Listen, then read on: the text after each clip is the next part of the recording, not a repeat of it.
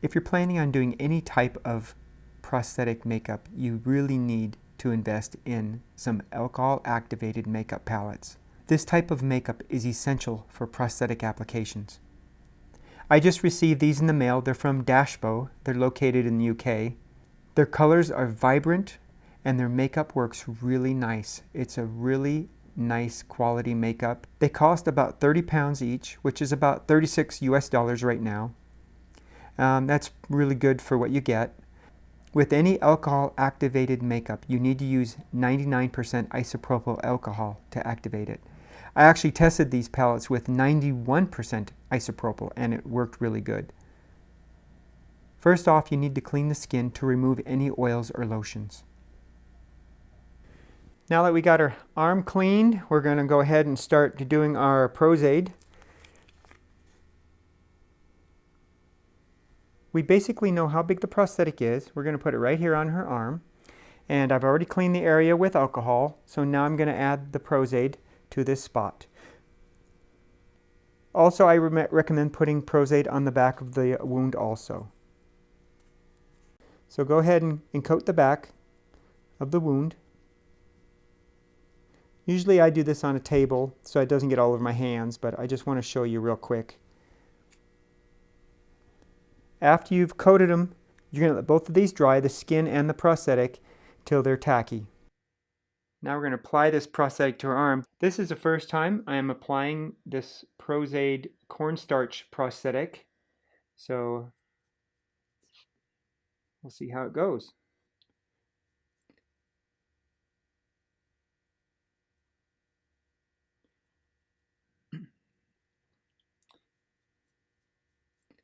Goes on really well. The edges I will have to blend. The best thing to do with that is to take a sponge and some pros-aide and just dab along the edges.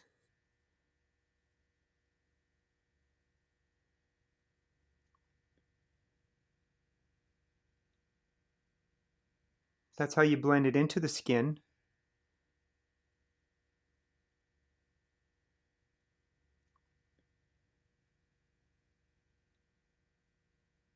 And we don't want to leave a pros-aide line, so you want to kind of blend it away as best you can so there's no heavy pros-aide. And then you let that dry, and then once that dries we'll powder it and then we'll add our makeup.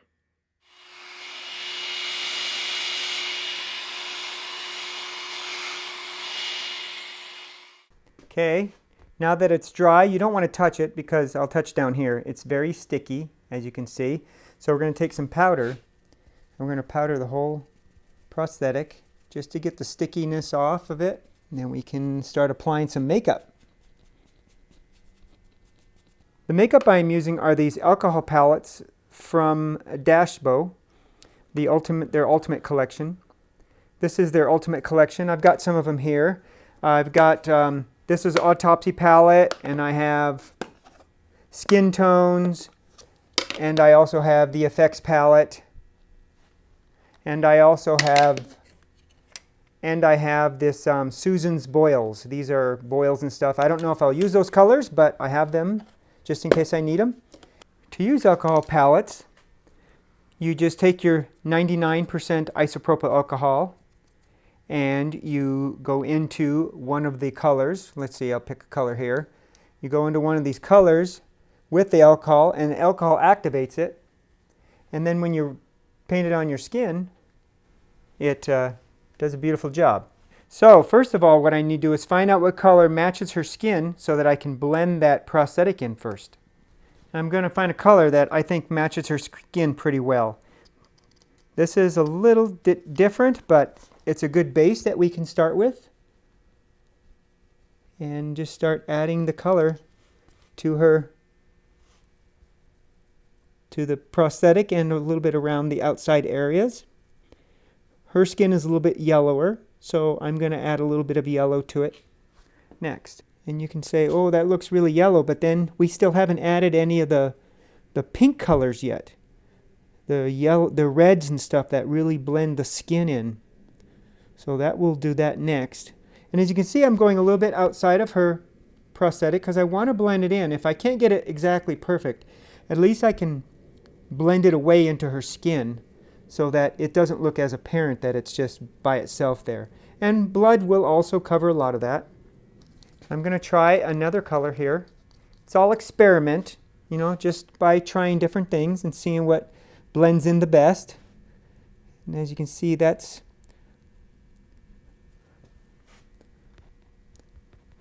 looking much better on her skin.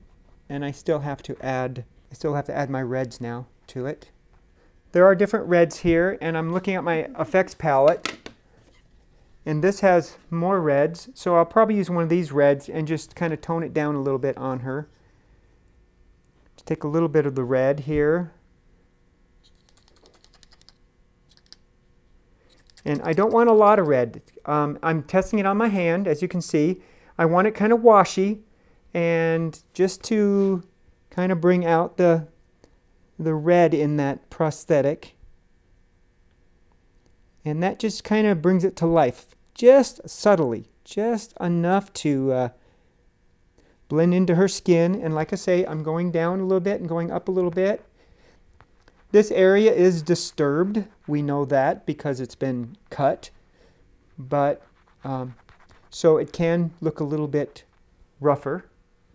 But that looks pretty good. Now that I added the pink to it, you know, and like I say, if you don't like what you did, get your sponge wet again with alcohol and wipe it away a little bit if you want to. You know, like up here, I want to blend it a little more into her skin. So I'm taking it away just a little here and there, just like that.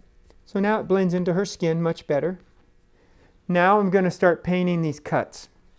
I know that when you get inside of this cut here, there's going to be some yellows and some reds, and so we're going to try some reds now. So I got my alcohol. I put it in the palette. Try it on my skin. That's a really nice red. So let's go ahead and take that red and go ahead and paint in these cuts now.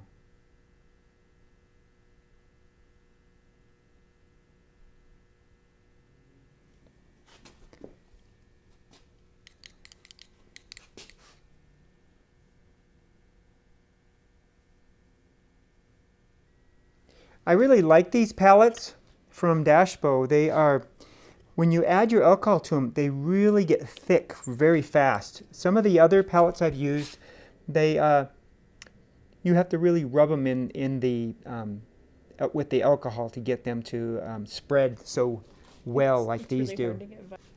I did go over a little bit right here, so I took some alcohol in my brush, and I'm just going to kind of brush that away a little bit. Like that, there. Okay, that's just one color. Let's go ahead now and add some yellow to it. Okay, we're going to try this. There's a bright yellow and there's a mellow yellow. We're going to do the bright yellow real quick. Actually, this Autopsy palette, I really like this yellow, so I'm going to use this yellow in it. And these are all made to mix and match. They're beautiful colors. Okay, so I got some yellow in it. I'm just going to put a little bit of yellow, not a whole lot, and I'm only doing it on the edge, just so subtly. Just like that, just a little bit. Because everyone has a little bit of fat in under their skin layer. So just a little bit. See how I just did that? Just very subtly. I'm going to take this color here, it's called Manila, which is a blue. You can use it for veins and different things, but I'm just going to add some little bit of a blue inside this wound, just subtly on the edges again, like I did with the other one, and like I did with the yellow. And all I'm doing is enhancing just the edges a little bit, which brings out the look of disturbed flesh. Just a little bit. And as you can see, I'm testing it on my hand again.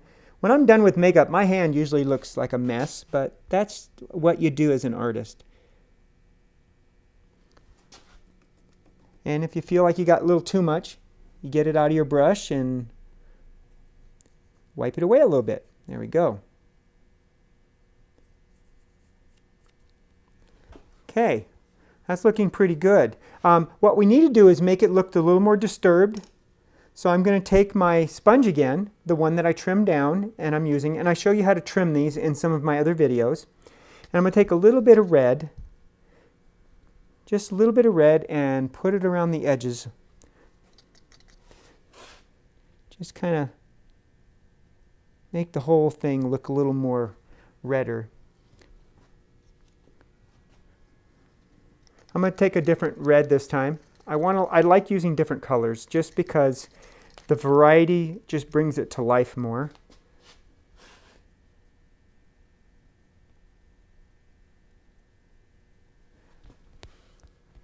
There we go.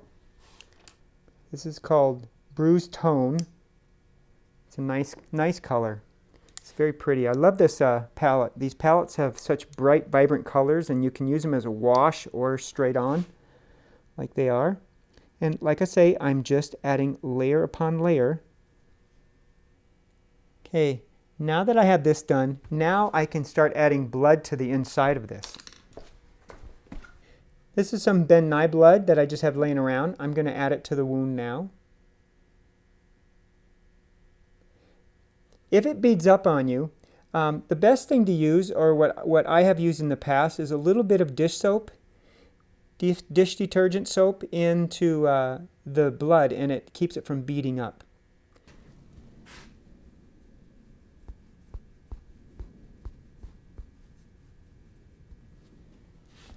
All right, now we got her wound on. Using the dish soap kept it from beading up, so just remember that. I had a Palmolive dish soap.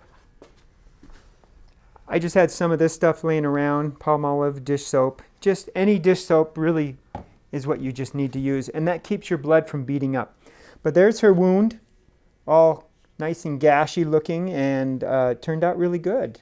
For doing it with cornstarch and prosthetic adhesive instead of Cabosil and prosthetic adhesive, these are great wounds.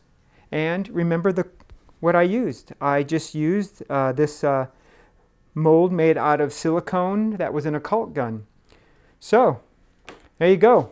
There's the wound we made very inexpensively, and it's flexible, you know, so you can move around, and it's beautiful.